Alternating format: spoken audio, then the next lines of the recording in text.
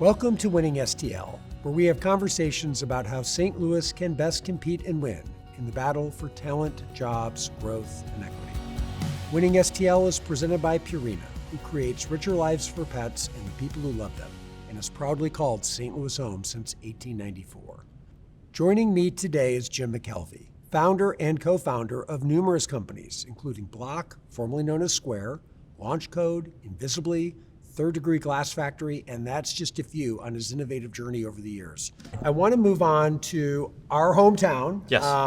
My adopted hometown, but I've been here 23 years, so I'm going to claim it. There you go. How are we, would you say, as a place to do business and for entrepreneurship? Are we doing well? Are we lacking? St. Louis is bottom third. Okay. We have a culture of conservative, we say no too often. And we've sort of dissuaded people from taking risks in this town. Ironically, as a result of that, St. Louis is a great place to build things because you have no competition.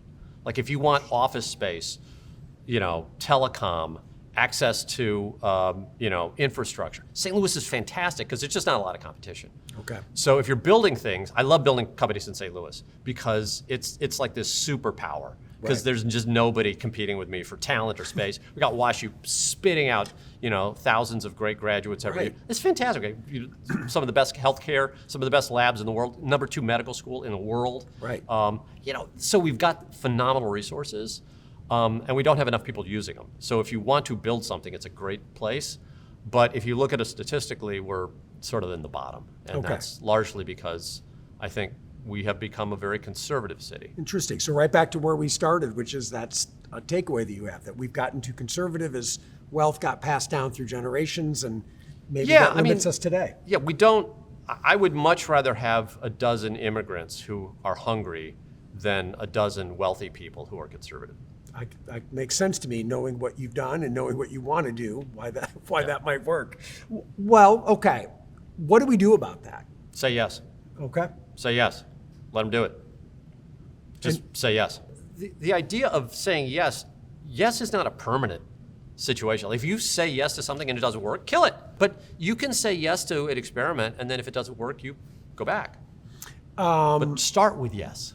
So, okay, that's kind of a broad, that's a broad takeaway, and a good one, I think. Yeah. Are there more specifics that you would encourage business leaders, political leaders to prioritize, whether it is public safety, whether it's education, or what? I would start with public safety because it is a solved problem. I mean, there are countries and companies and cities who have figured out how to do most of that. Got it. And now it takes resources. It takes some resources, but it takes a political commitment. Yeah. And I have always thought that St. Louis should be, one of the safest cities in the world. I think if that became our brand, because we had this thing where we were one of the most statistically dangerous cities in the U.S. Like Detroit was number 1, St. Louis was number 2 in sort of murders per capita. And I understand that we have a small city base. Boundaries. Like, there's some bad math going on there. But the fact is that like when your public perception is that you're dangerous. And that's hurting you. Like, what if we could make it the safest city in the world? Yeah. So I'll give you a radical example. Okay. All right. If you commit a crime in London, they have cameras all over London. That's right. And they will find where the crime was committed, and they will trace you back. They'll go back in time and say, well, where did he start out? And they'll track you through the subway, and they'll track you out here, and they'll track you to this train station, and they'll say, oh, this is where the guy lives, because they got it all on tape. Yeah. Try committing a crime there. Don't think I will. I mean, these technologies exist. I think if St. Louis made a very bold commitment to not just be a safer city, but to be the safest city in the United States, and almost certainly that will mean overdoing some stuff. And it's one of those things probably worth trying. Yeah.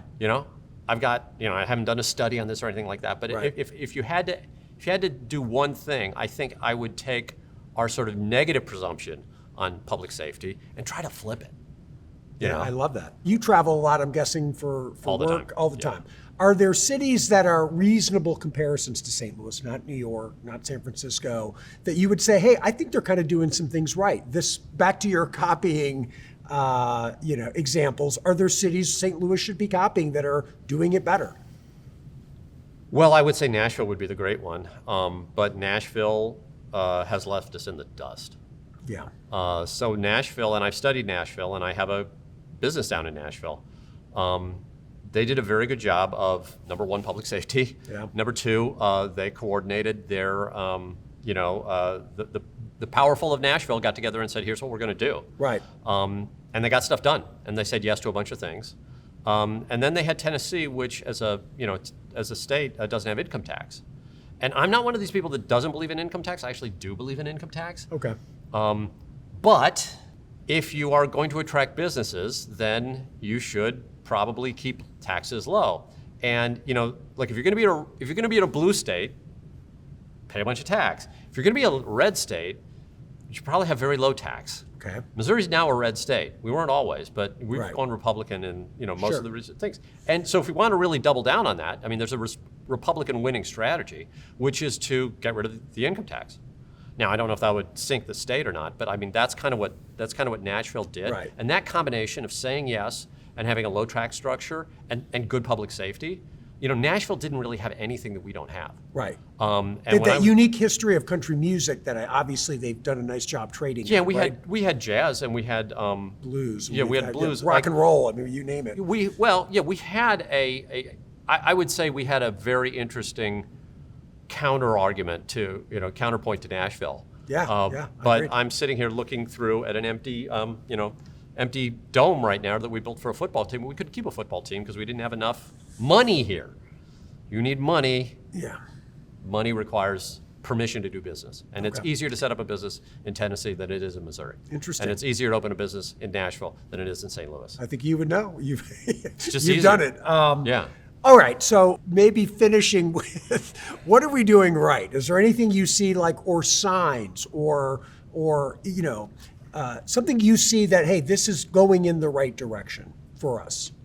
Well, I love the fact that instead of having 6 civic institutions, we now have one Oh, yeah. that's sort of coordinating. Yes. I like the sort of the general direction of downtown. We used to see a very stark divide between north and south. I think it's getting a little better. As a matter of fact, when we built this building, we spent an extra $30 million turning the face of the building to the north. That's right. Because this town has always physically turned our back on the north side. And when they built this building, they put the entrance on the south side. That's when I came in every day. And so when we rebuilt this building, we cut the north side of the building open and we built this new entrance to the north. Right. So I think that's good.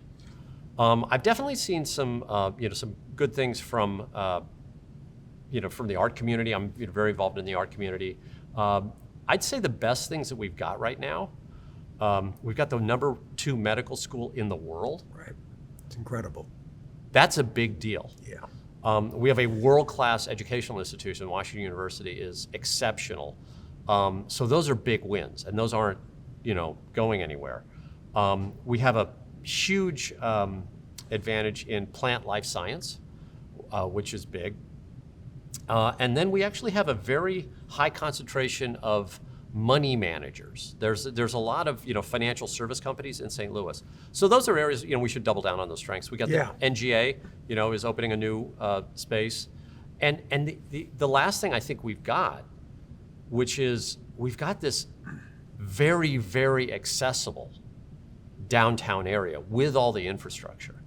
And I was in Florida last week at a training thing, and I was in Orlando. Actually, I was in Lutz, Florida, right? Okay. And it is strip mall after strip mall after strip mall. Yeah. Like the best thing you can find is Chick-fil-A.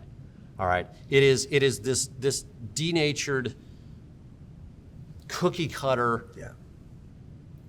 tableau of just the same crap. Sounds awful. And I was depressed. Yeah. Now, if I come back to St. Louis, first of all, the downtown is sort of dead, but the infrastructure that we have, the potential that we've got down here is spectacular. It's huge. fix the public safety problem, and people will come.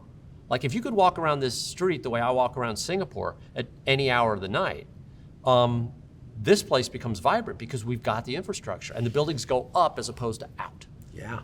And I think that fixes it. Wow, that is an interesting, that's probably one of the more interesting answers I've gotten to a similar question. I want to thank you. This was probably as intriguing and provocative and entertaining a session as we've had. So thank you, really appreciate it. Well, thank you. Thank you so And, much. You know, journalism is so important for the world. So thank you for what you do and all the people at the Post and SEL today.